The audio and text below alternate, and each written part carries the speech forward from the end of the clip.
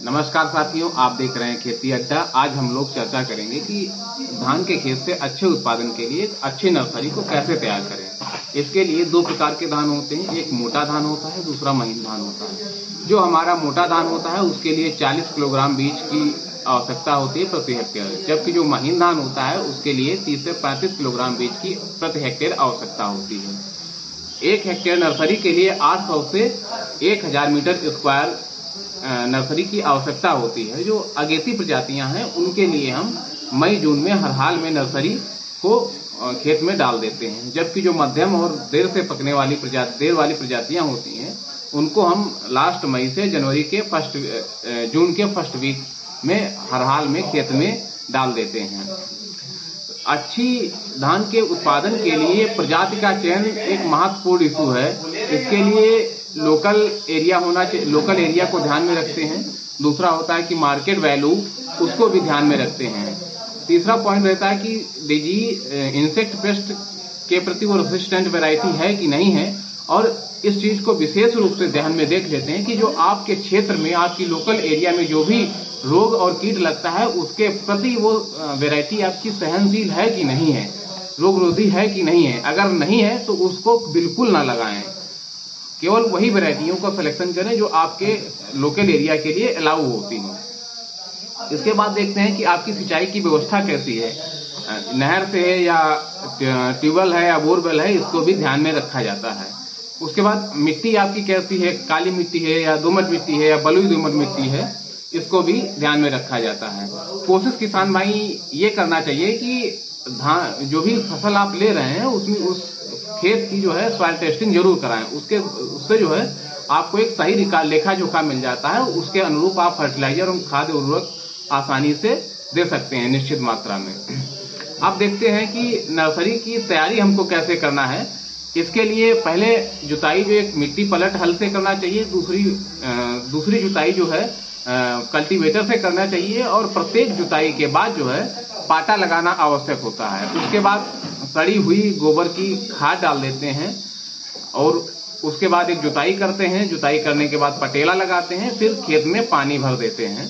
और दूसरी तरफ हम बीज को जो है, जो भी हमको बीज बोना है उसको जो है इकट्ठा करके 12 से 16 घंटे तक जो है भिगो देते हैं। भिगोने के बाद जो है जब तक कहीं छायादार स्थान में टाट के बोरे से ढक करके रख देते हैं, और जब तक रखे रहते हैं जब तक कि हमारा पूरा जर्मिनेशन हो ना जाए।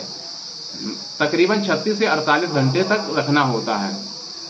इसके बाद आपको सीड ट्रीटमेंट करना है। सीड ट्रीटमेंट के लिए कैप्टान है, मैंकोजेब है, कार्बेंडाजिम है, या ट्राइकोडर्मा का भी यूज कर सकते हैं। किसान भाइयों, ट्राइकोडर्मा का ज्यादा से ज्यादा यूज करेंगे। वो बायोपेस्टिसाइड है, ये हमारे फसलों के लिए हार्मफुल भी नहीं है। 5 ग्राम पर केजी सीड के लिए आवश्यक होता है। इसके बाद अगर आपकी नर्सरी में खरपतवार होता है तो आप कोई न कोई वीडीसाइड का प्रयोग कर दीजिए। वीडीसाइड जैसे आपका आता है पाइराइजोसल्फ्यूरान आता है। दूसरा, अगर नर्सरी आप लगा चुके हैं तो बिस्पायरिवेट सोडियम का भी आप यूज कर सकते हैं। और नर्सरी लगाते समय जो है, धान की बुआई करते समय जो भी आपको फर्टिलाइजर देना है उसमें नाइट्रोजन की आधी मात्रा, फास्फोरस तथा अन्य उर्वरकों की पूरी मात्रा जो है हम दे देते हैं।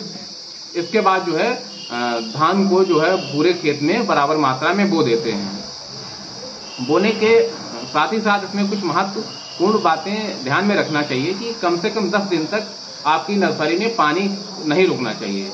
अगर पानी रुक जाता है तो वहां पे आपकी जो हमारा प्लांट ग्रो हो रहा होता है, बुआई के बाद जो है जो हम नर्सरी लगा देते हैं उसके 10 दिन के बाद अगर आपको कोई उसमें कमी दिख रही है तो ट्राइकोडर्मा का एक स्प्रे मार देते हैं। और उसमें कुछ जैसे रोग वगैरह लग जाते हैं, जैसे खैरा रोग है तो उसके लिए आप 5 kilogram zinc sulphate plus 20 kilogram urea तथा 2.5 केजी बुझा हुआ चूना को 1000 लीटर में मिला करके स्प्रे मार देते हैं प्रति हेक्टेयर के हिसाब से। अगर सफेदा रोग लग रहा है तो आयरन सल्फेट का यूज करते हैं 20 किलोग्राम यूरिया के साथ। अगर झोंका रोग लग रहा है तो आप कार्बेंडाजिम का यूज कर सकते हैं। कभी कभी देखा होगा आपने नर्सरी में भूरे धब्बे, ब्राउन कलर के धब्बे स्पॉट आ जाते हैं, तो उसके लिए आप मैंकोजेब का यूज कर सकते हैं। और हमारी जो नर्सरी में अगर कोई भी कीट लग रहा है तो उसके लिए आप 1.25 क्लोरीफायरोफास 20 ईसी प्रति हेक्टेयर की दर से छिड़काव करना चाहिए। किसान भाइयों, तो इस प्रकार जो है आप एक अच्छी नर्सरी तैयार कर सकते हैं।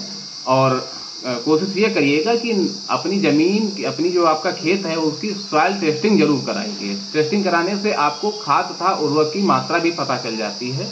और दूसरा जो महत्वपूर्ण बिंदु है प्रजाति का सिलेक्शन, इस पे भी बहुत ज़्यादा फोकस करना चाहिए। अगर इस पे आपने फोकस कर दिया तो समझ लीजिए कि 50 से 70% आपका काम हो गया अच्छे उत्पादन के लिए। तो इस प्रकार से आप किसान भाइयों एक अच्छी नर्सरी तैयार कर सकते हैं।